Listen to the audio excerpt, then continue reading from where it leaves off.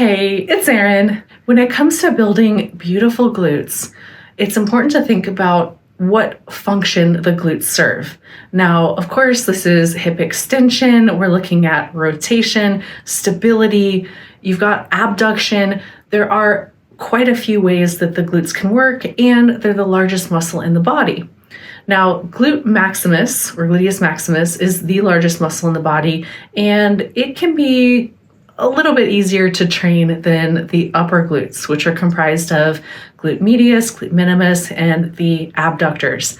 Now, when we're looking at this, we have to think about the movements that do external rotation or abduction or stabilization. These are going to help really hit those glutes in the shelf area, if you will. So I've compiled a workout that is more targeted towards upper glutes. Hopefully it will help you see gains, and keep in mind that you got to work in terms of progression. So you want to think about adding volume as the weeks go on, or adding weight or adding weight as the weeks go on. So you have a few different ways that you can continue to make progress, but you want to increase complexity and difficulty as the weeks go on, and also make sure that you're eating for gains as well. So without further ado, let's get in the gym and build that shelf. Our first exercise is a ballerina hack squat. This is performed on a hack squat machine. If you don't have access to one, you can go ahead and do this with a goblet squat instead. Now, for the ballerina stance, I want you to think sumo stance, but more narrow. So instead of feet being twice shoulder width apart or even wider, you're looking at about shoulder width apart or narrower, depending on how you're made up and how the exercise feels to you. So your knees are going to be pointed out, toes are going to be pointed out. And in terms of where you're going to stand on the platform, think about coming a little bit lower with that stance. And what this is going to do is it's going to help to further target the glutes. Weight is going to be pushed through the heels, and as you descend into the squat, I want you to think about actively pushing your knees out, pushing through the heels. If you can, try to get your upper leg below parallel to the platform. This is going to increase that stretch on the glutes and further activate them. Now, on the way up, concentrate on pushing through the heels and really focus on pushing those knees out. This is going to help target the upper glutes. Next exercise is a Smith machine hyperextension. Now for this, you're going to need a bench and a squat pad if you have one. And what I want you to think about is loading that bar and setting that bar to just about the height of the bench. And you want to put plates on the bar because you don't want to kick the bar up accidentally, because it is going to hold your body weight. So we want to make it safe. Now, the distance from the bench, you want this to sit just below the crease of the hips. This is going to allow you to get that full range of motion. And if you've never done this exercise before, go ahead and do it with just body weight.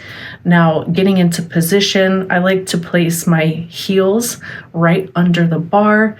Turn the toes out slightly, because turning the toes out can help to really activate those upper glutes. And you want to think about keeping a neutral spine. So you want to go ahead and make sure your back is flat. If you're using weight, you're going to hold that plate nice and close to your body. And this is going to allow you to get a little bit better range of motion. This is a short range of motion exercise, and we're really focused on getting that mid-rep squeeze at the top. So as you come up, I want you to think about hinging at the hips and almost tucking your pelvis under. This will improve the contraction for you. And you can also tuck your chin if you would like at the top, and slowly lower yourself back down. Think about using just your glutes to perform both the eccentric and the concentric motion of the exercise. Next, we're moving on to the Smith machine hip thrust. Since we're already here and we're almost set up for the hip thrust, this is an easy transition. So I want you to go ahead and scoot that bench closer to where your upper back is going to be resting against the edge of the bench. And when you get into position, want the bar to sit just below your hip bones. And for this exercise, as you get ready to push the bar up. I want you to think about pushing through the heels. Now your stance will be about shoulder width apart, maybe a bit wider. You can also turn your toes out on this exercise to help hit the upper glutes a bit more.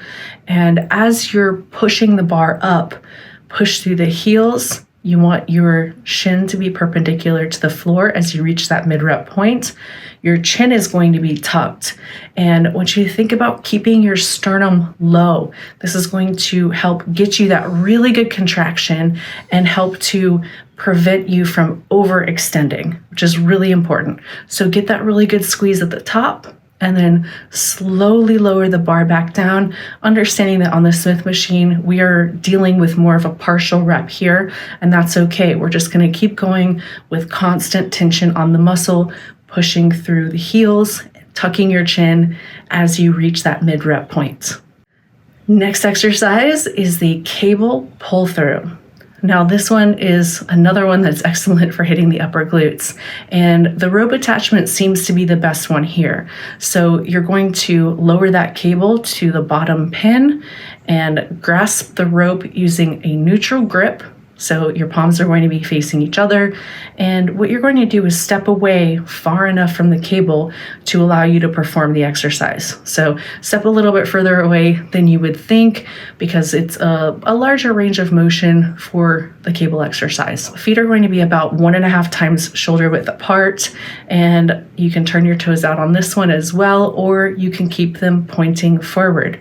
Now your hands are going to start right about at your sides. Your hands are going to be close to you the whole time.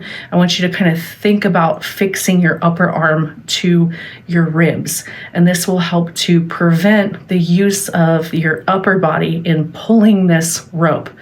I want you to think about pushing through the heels and allowing the weight to pull you backwards as you hinge at the hips with a flat back and a slight bend in the knee. You're going to keep a neutral spine on this one as well. As you reach that mid-rep point, you're going to get a really good squeeze, push through the heels, and then think about almost exploding forward and upwards using just your glutes and keeping the rope as stable as possible and simply stabilizing with your upper body. Now get a good squeeze at that mid-rep point, and then you're going to slowly lower yourself back down and repeat. Our last exercise is a face down hip external rotation. Now, at first glance, this doesn't look like too much. It is a tiny range of motion, but it is an excellent exercise for external rotation, which is going to hit glute medius and abductors as well. So if you want to build that shelf, this little exercise is going to give you big results. So you're going to start by lying face down, and then you're going to place your working leg out to the side. So your knee is going to be touching the floor, and the side or the arch of your foot is going to be resting on the calf just below the knee. Now for this, I want you to think about trying to lift your knee off the floor without adjusting your hip. So you're going to try to keep your hips flat on the floor while only lifting up the knee. And you may get 1 to 3 inches of movement. You can focus on that mid-rep squeeze if you would like, but typically what you're going to do is start with that non-dominant side, or what you think is the weaker side, and let the number of reps you can do on that side dictate what you can do on the other side.